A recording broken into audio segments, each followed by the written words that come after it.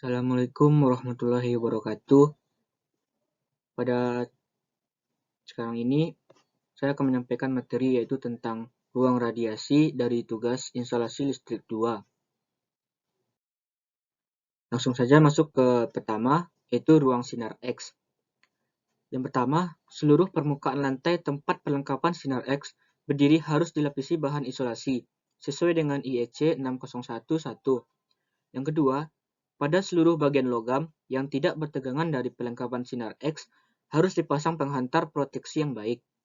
Yang ketiga, saklar harus mudah dicapai dan dikenal dengan jelas. Yang kedua, ruang radiasi tinggi. Semua instalasi perlengkapan panel pengatur harus dipasang di luar ruang berradiasi.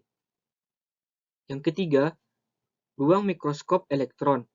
Peraturan mengenai instalasi dalam ruang mikroskop elektron akan ditetapkan oleh instansi yang berwenang. Yang keempat, masuk ke sel radioaktif.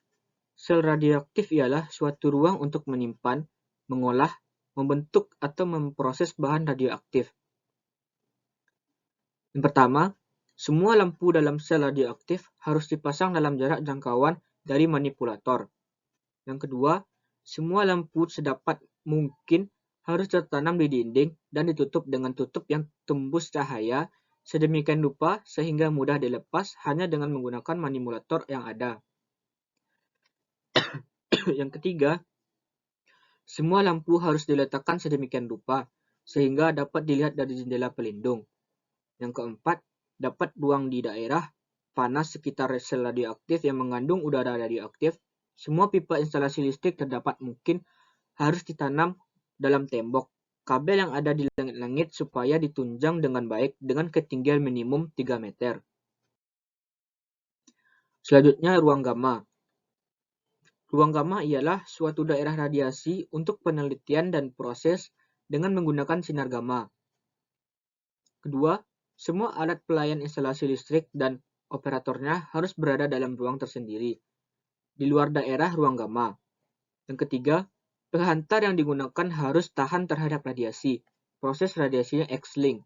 Yang keempat, pemasangan dalam dinding harus berbelok-belok sehingga sinar gamma tidak mudah tembus. Selanjutnya, ruang linak atau linear akselerator. Linak ialah alat guna mempercepat partikel secara linear.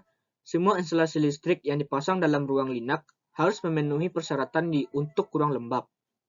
Yang pertama, hal yang belum diatur di sini akan diatur kemudian. Yang kedua, khusus untuk penggunaan pada fasilitas pelayanan kesehatan agar merujuk ke publikasi IEC. Selanjutnya, ruang neutron.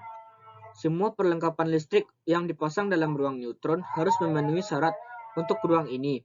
Kabel yang digunakan harus dari jenis yang tahan terhadap pengaruh sinar neutron. Baiklah, sampai di sini yang dapat saya jelaskan. Apabila ada yang salah, mohon dimaafkan. Assalamualaikum warahmatullahi wabarakatuh.